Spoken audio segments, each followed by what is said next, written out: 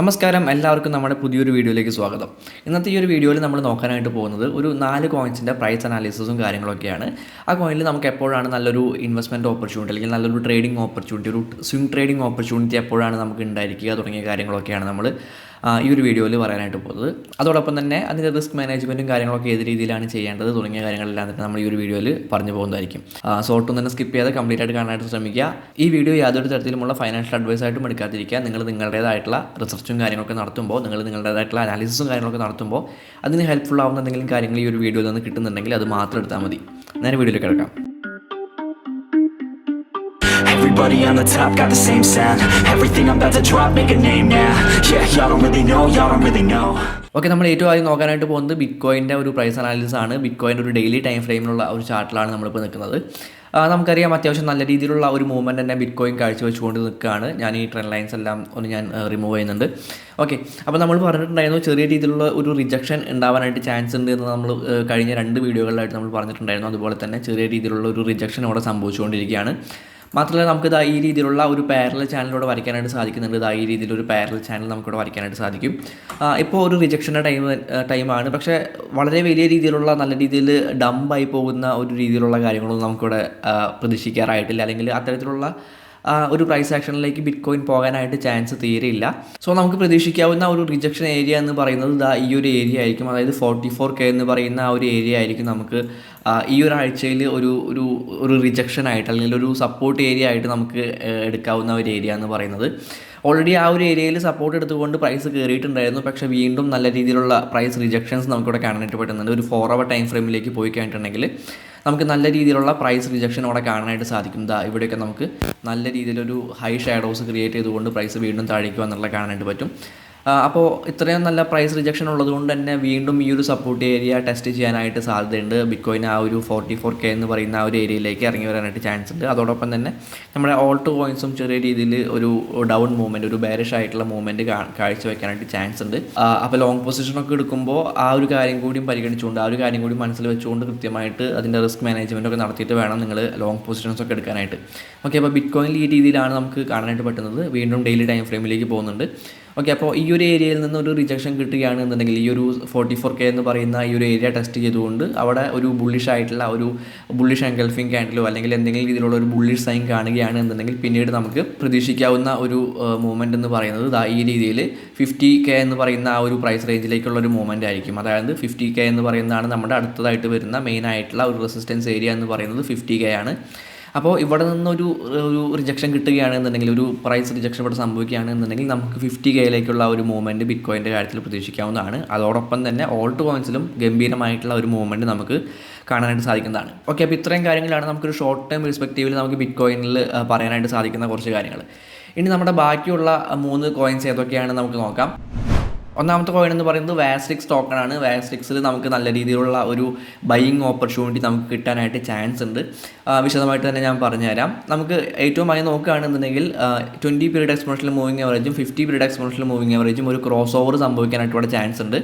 അത് രണ്ടും വളരെ അടുത്ത്, തീരെ ഗ്യാപ്പില്ലാതെ അടുത്തടുത്ത് വരുന്ന ഒരു കാഴ്ചയാണ് നമുക്കിവിടെ കാണാനായിട്ട് പറ്റുന്നത്. സോ നമുക്ക് അവിടെ ഒരു ക്രോസ് ഓവർ കിട്ടുകയാണെന്നുണ്ടെങ്കിൽ വാസ്റ്റിക്സ് ടോക്കൺ നല്ല രീതിയിൽ പമ്പാവാനായിട്ടുള്ള ചാൻസ് ഉണ്ട്.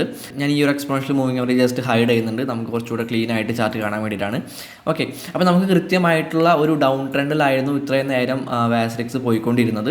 എന്നാൽ ഇവിടെ എത്തിയപ്പോൾ ഏകദേശം ഈ ഒരു 0.5 എന്ന് പറയുന്ന ആ ഒരു പ്രൈസ് റേഞ്ച് എത്തിയപ്പോൾ പിന്നീട് ഒരു ലോവർ ലോ ക്രിയേറ്റ് ചെയ്യാനായിട്ട് ഇവിടെ വാസ്റ്റിക്സിന് സാധിച്ചിട്ടില്ല. അവിടെ ഒരു double bottom chart pattern create ചെയ്തുകൊണ്ട് പ്രൈസ് മുകളിലേക്ക് പോകുന്ന ഒരു കാഴ്ചയാണ് നമുക്കിവിടെ കാണാനായിട്ട് പറ്റുന്നത്. ഓക്കെ, അപ്പോൾ നമുക്കിവിടെ വരുന്ന ഒരു ഷോർട്ട് ടൈം പെർസ്പെക്റ്റീവിൽ അല്ലെങ്കിൽ ഷോർട്ട് ടൈം ട്രേഡ് എടുക്കുമ്പോൾ നമുക്കിവിടെ വരുന്ന ഒരു സപ്പോർട്ട് ഏരിയ എന്ന് പറയുന്നത് ഈ ഒരു ഏരിയ ആയിരിക്കും. അതായത് 0.68 മുതൽ 0.74 വരെയുള്ള ആ ഒരു ഏരിയയാണ് നമ്മുടെ ഒരു റെസിസ്റ്റൻസ് ഏരിയ എന്ന് പറയുന്നത്. സപ്പോർട്ടല്ല, ഒരു റെസിസ്റ്റൻസ് ഏരിയ എന്ന് പറയുന്നത്. ഓക്കെ, അപ്പോൾ ആ ഒരു ഏരിയനെ ബ്രേക്ക് ചെയ്യുകയാണെന്നുണ്ടെങ്കിൽ, ആ ഒരു ഏരിയനെ പ്രൈസ് ബ്രേക്ക് ചെയ്യുകയാണെന്നുണ്ടെങ്കിൽ നമുക്ക് വീണ്ടും ആ ഒരു ഏരിയയിലേക്ക് തന്നെ ഒരു പ്രൈസ് റിജക്ഷൻ പ്രതീക്ഷിക്കാവുന്നതാണ്. അങ്ങനെ ആ ഒരു പ്രൈസ് റിജക്ഷൻ അവിടെ കിട്ടുകയാണെന്നുണ്ടെങ്കിൽ, അല്ലെങ്കിൽ ആ ഒരു റീടെസ്റ്റ് നമുക്ക് അവിടെ കിട്ടുകയാണെന്നുണ്ടെങ്കിൽ അവിടെ ആയിരിക്കും നമ്മുടെ എൻട്രി വരുന്നത്. ഓക്കെ, അവിടെ നമുക്കൊരു എൻട്രി എടുത്തു കഴിഞ്ഞിട്ടുണ്ടെങ്കിൽ നമ്മുടെ ഏറ്റവും ആദ്യത്തെ ടാർഗറ്റ് എന്ന് പറയുന്നത് 0.993 എന്ന് പറയുന്ന ഈ ഒരു ഏരിയ ആയിരിക്കും ടാർഗറ്റ്. സോ നമുക്ക് ഇവിടെ നിന്ന് ആ ഒരു ഏരിയയിലേക്ക് നമുക്ക് ഒരു ടാർഗറ്റ് വെച്ച് കഴിഞ്ഞിട്ടുണ്ടെങ്കിൽ നമുക്ക് കിട്ടാൻ പോകുന്ന പ്രോഫിറ്റ് എന്ന് പറയുന്നത് ഏകദേശം 36% പ്രോഫിറ്റാണ്. ഓക്കെ, അപ്പോൾ നമുക്ക് നല്ല രീതിയിൽ അധികം റിസ്ക് ഒന്നും ഇല്ലാതെ തന്നെ നല്ല രീതിയിൽ പ്രോഫിറ്റ് ഉണ്ടാക്കാനായിട്ട് പറ്റുന്ന ഒരു ഓപ്പർച്യൂണിറ്റി നമുക്ക് വാസ്ട്രിക്സിൽ കിട്ടാനായിട്ട് ചാൻസ് ഉണ്ട്. അതുപോലെ തന്നെ നമ്മൾ റിസ്ക് മാനേജ്മെൻറ്റ് ചെയ്യുമ്പോൾ നമുക്ക് കൃത്യമായിട്ടുള്ള സ്റ്റോപ്പ് ലോസും കാര്യങ്ങളൊക്കെ നമ്മൾ സെറ്റ് ചെയ്യുമ്പോൾ നമ്മുടെ സ്റ്റോപ്പ് ലോസ് ഏത് ഏരിയയിലാണ് വരിക എന്ന് ചോദിച്ചു കഴിഞ്ഞിട്ടുണ്ടെങ്കിൽ നമുക്ക് ഇവിടെ നോക്കി കഴിഞ്ഞിട്ടുണ്ടെങ്കിൽ കാണാനായിട്ട് പറ്റും പ്രൈസ് നല്ല രീതിയിലുള്ളൊരു റിജക്ഷൻ സംഭവിച്ചിട്ടുള്ള ഒരു ഏരിയ എന്ന് പറയുന്നത് ഈ ഒരു ഏരിയ ആണ്. ഓക്കെ, അപ്പോൾ ആ ഒരു ഏരിയയ്ക്ക് താഴെയായിട്ട് നമുക്ക് നമ്മുടെ സ്റ്റോപ്പ് ലോസ് സെറ്റ് ചെയ്യാനായിട്ട് പറ്റും. അതായത് ഒരു 0.6 എന്ന് പറയുന്ന പ്രൈസിലൊക്കെ നമുക്ക് നമ്മുടെ സ്റ്റോപ്പ് ലോസ് സെറ്റ് ചെയ്യാനായിട്ട് പറ്റും. അപ്പോൾ അധികം ലോസും കാര്യങ്ങളൊന്നും ഇല്ലാതെ തന്നെ നമുക്ക് നല്ല രീതിയിലുള്ള ഒരു റിസ്ക് റിവാർഡ് റേഷ്യോ നമുക്ക് അവിടെ സെറ്റ് ചെയ്തെടുക്കാനായിട്ട് പറ്റും. അപ്പോൾ നല്ല രീതിയിലുള്ള ഒരു ട്രേഡ് ഓപ്പർച്യൂണിറ്റി തന്നെ വാസ്ട്രിക്സ് ടോക്കണിലുണ്ട്. നിങ്ങൾ നിങ്ങളുടേതായിട്ടുള്ള അനാലിസിസും കാര്യങ്ങളും നടത്തിയതിന് ശേഷം മാത്രം ഒരു തീരുമാനം എടുക്കാം. നമ്മുടെ അടുത്ത ടോക്കൺ എന്ന് പറയുന്നത് ആവേ എന്ന് പറയുന്ന ടോക്കണാണ്. ആവേയിൽ നോക്കിക്കഴിഞ്ഞിട്ടുണ്ടെങ്കിൽ അവിടെ നമുക്ക് നല്ല രീതിയിലുള്ള ഒരു ട്രെൻഡ് റിവേഴ്സൽ സൈൻ നമുക്ക് കാണാനായിട്ട് പറ്റുന്നുണ്ട്. നമുക്ക് നല്ല രീതിയിലുള്ള ഒരു ഡൗൺ ട്രെൻഡിലായിരുന്നു പ്രൈസ് നമുക്കിവിടെ കാണാനായിട്ട് പറ്റും. ആ ഒരു ട്രെൻഡ് ലൈൻ ബ്രേക്ക് ചെയ്തിട്ടുണ്ട്. ആ ഒരു ട്രെൻഡ് ലൈൻ ബ്രേക്ക് ചെയ്തിട്ട് മാത്രമല്ല നമുക്കിവിടെ ഒരു എക്സ്പോണൻഷ്യൽ മൂവിങ് ആവറേജ് 20-യുടെയും എക്സ്പോണൻഷ്യൽ മൂവിങ് ആവറേജ് 50-യുടെയും ഒരു ക്രോസ് ഓവർ നമുക്കിവിടെ കിട്ടിയിട്ടുണ്ട്.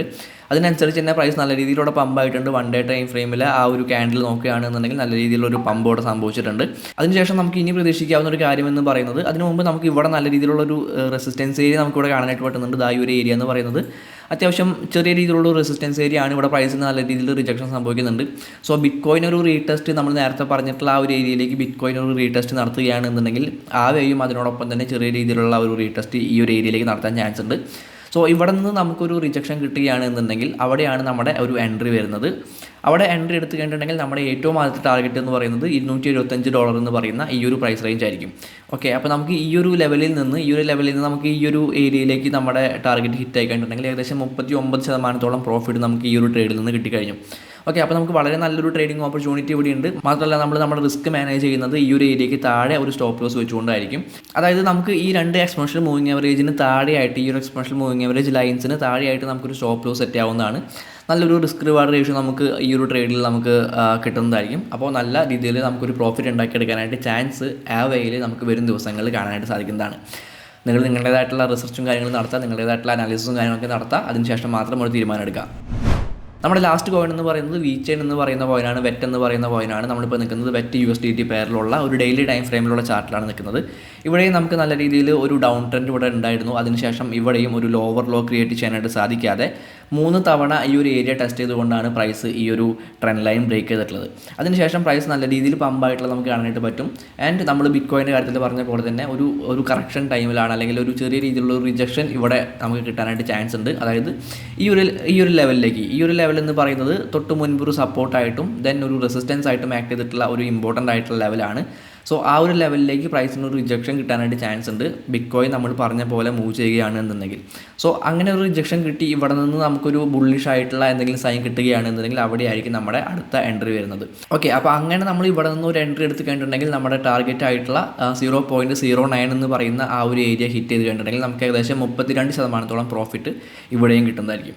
അതുപോലെ തന്നെ നമ്മുടെ റിസ്ക് മാനേജ്മെൻറ്റ് എന്ന് പറയുന്നത് നമ്മൾ ഫിബൊനാച്ചി ലെവൽസ് നോക്കുകയാണെന്നുണ്ടെങ്കിൽ നമ്മുടെ റിസ്ക് മാനേജ്മെൻറ്റ് വരുന്നത് $0.05 എന്ന് പറയുന്നത്, അതായത് ഈ ഒരു ഗോൾഡൻ ഏരിയയ്ക്ക് താഴെ ആയിട്ടുള്ള ഈ ഒരു ഏരിയയിലായിരിക്കും നമ്മുടെ റിസ്ക് മാനേജ്മെൻറ്റ് വരുന്നത്. നമുക്ക് നല്ല രീതിയിലുള്ള ഒരു റിസ്ക് റിവാർഡ് റേഷ്യോ നമുക്ക് ഈ ഒരു ട്രേഡിൽ നമുക്ക് കിട്ടുന്നതായിരിക്കും. നല്ല രീതിയിൽ പ്രോഫിറ്റ് ഉണ്ടാക്കാനായിട്ട് പറ്റുന്ന ഒരു ഓപ്പർച്യൂണിറ്റി നമുക്ക് വെറ്റിലുണ്ട്. സോ ആ ഒരു ഓപ്പർച്യൂണിറ്റിക്ക് വേണ്ടിയിട്ട് നമ്മൾ പറഞ്ഞിട്ടുള്ള കാര്യങ്ങൾ മാച്ച് ആവുന്നത് വരെ ജസ്റ്റ് വെയിറ്റ് ചെയ്യുക എന്നുള്ള കാര്യങ്ങൾ മാത്രമാണ് നമുക്കിപ്പോൾ ചെയ്യാനായിട്ടുള്ളത്. അപ്പോൾ ഞാൻ ആദ്യം പറഞ്ഞ പോലെ തന്നെ ഈ ഒരു വീഡിയോ നിങ്ങൾ ഒരു ഫൈനാൻഷ്യൽ അഡ്വൈസായിട്ട് എടുക്കാതിരിക്കാൻ, നിങ്ങൾ നിങ്ങളുടേതായിട്ടുള്ള റിസർച്ചും കാര്യങ്ങളും നിങ്ങളുടേതായിട്ടുള്ള അനാലിസിസും കാര്യങ്ങളൊക്കെ നടത്തുമ്പോൾ അതിന് ഹെൽപ്ഫുൾ ആവുന്ന എന്തെങ്കിലും കാര്യങ്ങൾ ഈ ഒരു വീഡിയോയിൽ നിന്ന് കിട്ടുന്നുണ്ടെങ്കിൽ അത് മാത്രം എടുത്താൽ മതി.